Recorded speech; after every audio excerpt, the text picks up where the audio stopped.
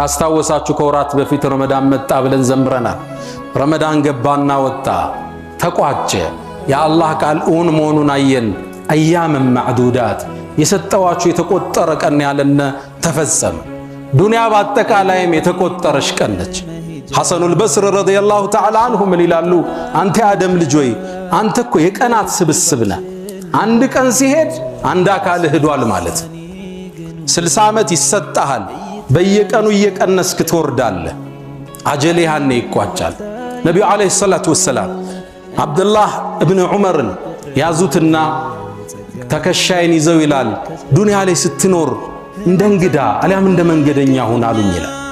ዱንያ ኃላፊ መሆኗን ሁሌ እንዳንዘነጋ፣ እሷ ውስጥ ተጠቅመንባት አምርተንባት መስጂድ ሰርተን መድረሳዎችን ሰርተን ቤተ ዝምድናውን ቀጥለን ከሰው ጋር ያለንን ይቅርታ ፈተን ዕዳ መልሰን ለዲናችን አስተዋጽኦ አድርገን ደግ ሁነን ማለፍ መቻል አለብን።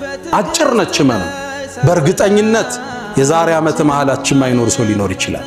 አላህ ሁላችን ያድርሰን። ረመዳን መሃል ላይ ያመለጡን ወዳጆች አሉ። መሃሉ ላይ አላህ የሚቀጥለው ሰው ይበለን።